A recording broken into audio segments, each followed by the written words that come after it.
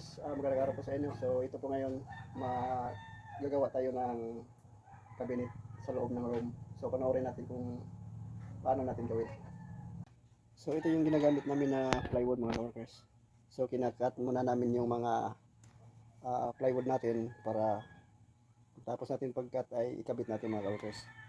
So ayan yung cut namin ay 42 cm lang yan yung aming pag-cut namin mga ka-workers. Yan, para pagtapos natin ng pag-cut ay sasalpak-salpak naman po natin yung ating plywood. So bali dito natin ilagay yung ating cabinet po mga ka-workers. So built-in yung ating cabinet hanggang sa pisami natin. Yan, maabot yung ating cabinet. So ayan po, hanggang dito, hanggang doon. So merong mirror dito. So ayan yung mga plywood natin ng kinakat. Yan. So punuin po natin kung ano ang mga disenyo ng ating ilagay dito mga ka-workers. Kung paano rin natin gagawin. Yan. Para meron namang ibang mga ka-workers kung para maka-idea sila kung paano gawin. So paglagay natin mga workers, so dapat natin i-check before tayo gumawa ng cabinet. I-check natin yung area kung iskwalado ba yung ating wall. Yan. Dapat iskwalado talaga para maglagay tayo ng drawer. Paglagay natin ng drawer guide ay iskwalado talaga, hindi tayo mahirapan pagkabit. So ayan po mga workers. So meron tayong mga kinakat na plywood din. Yan para ating frame. So ayan po. So lagyan natin ng pandikit mga workers. Ang gamit natin pandikit ay stick wheel. Yan. So stick wheel muna natin.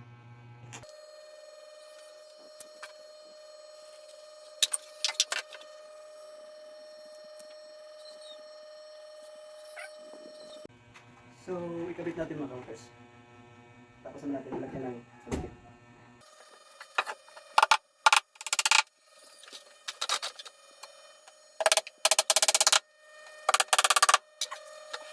So, bakit ganito mga ka-workers merong gap? Kasi lagyan natin ng casing 1/2 by 1 para maganda tingnan po. So, ayan po mga ka-workers. Ganyan lang para malibig po dito. Para hindi makita yung ating plywood. So, dapat may casing tayo. Yan. Natin dito mga ka-workers yung ating plywood. So, mayroon dito mga butas. Nilagyan natin ng kahoy para mapasok sa butas natin. Pinarinahan natin po mga ka-workers. So ayan, binigyan natin ng stick wheel. So pati dito. So ating kabit.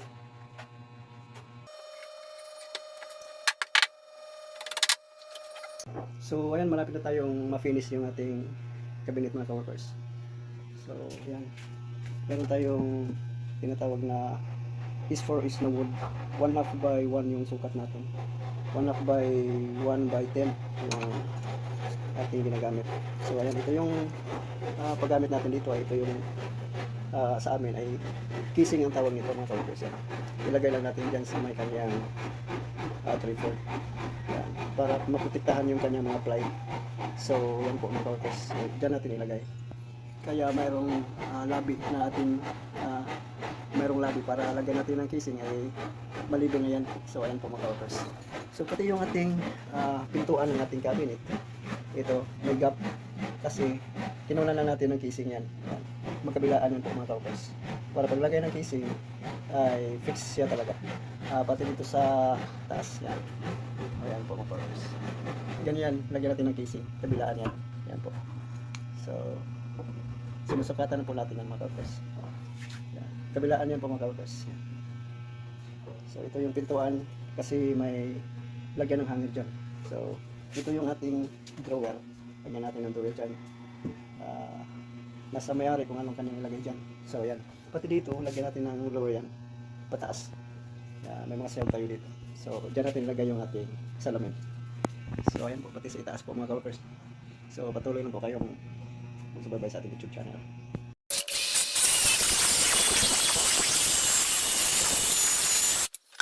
So malapit na lang tayong matapos mga ka-workers. So subaybayan nyo lang po mga ka-workers hanggang mapinish natin ito yung cabinet. So ayan po.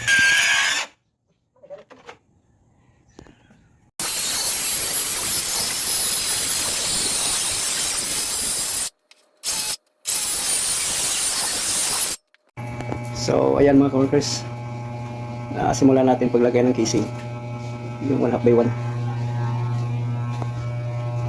So ayan, nakadikit na yung ating piso. So wait lang mga ka-workers, ito yung idikit natin dyan. Yan, para maganda tingnan yung ating maring, hindi makita yung ating fly natin maring mga ka-workers.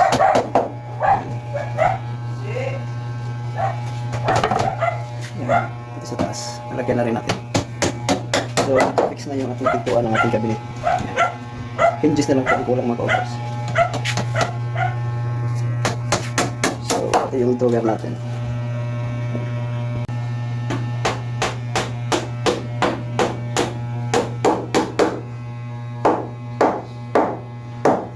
Nilagyan natin ng casing.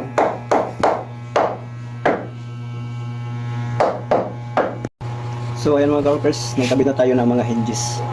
Ang tawag dyan ay hidden hinges, 90 degrees spring yan.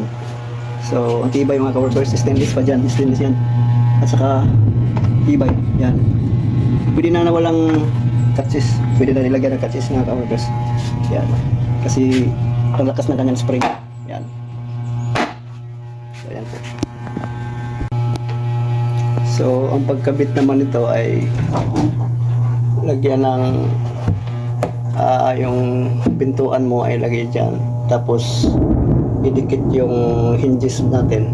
So ayan, pagkatapos guguhitan natin yung kanyang mga butas bago natin na-screw.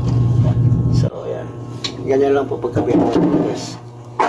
Yan, mayroong mga screw dyan. Yan, nakita niyo naman mayroong mga screw. Ayan, ganyan lang.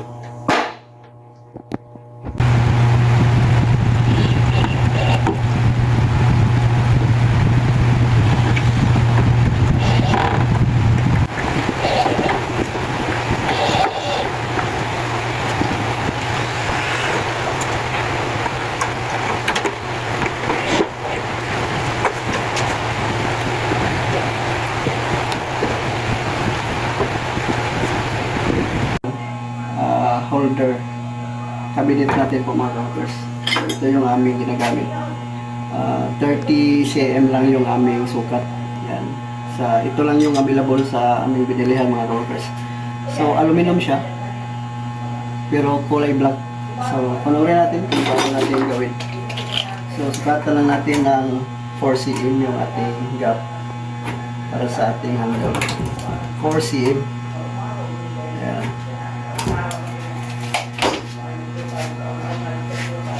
Para makakuha tayo ng sukat po mga ka-workers.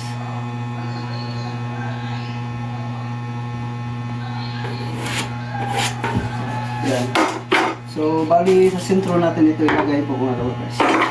So sukatan natin ng buo, tapos ating divide to 156, 75, 78. Dito po ang yung center. 78. Ayan. So bali dito natin ilagay po mga ka-workers. Ayan. Okay. So ating sukatin din natin mga ka-workers. Divide to natin. So 30 cm. So bali 15 cm lang po mga ka-workers. So yung 15 cm dito natin ilagay. Ayan. Sa center niya. Ayan po. Ayan po mga ka-workers. Ayan. At tapos iskulahan natin.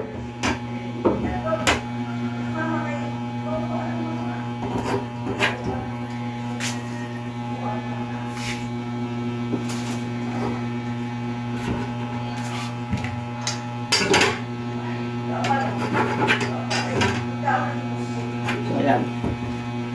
Tapos ating i-drill po mga ka-workers.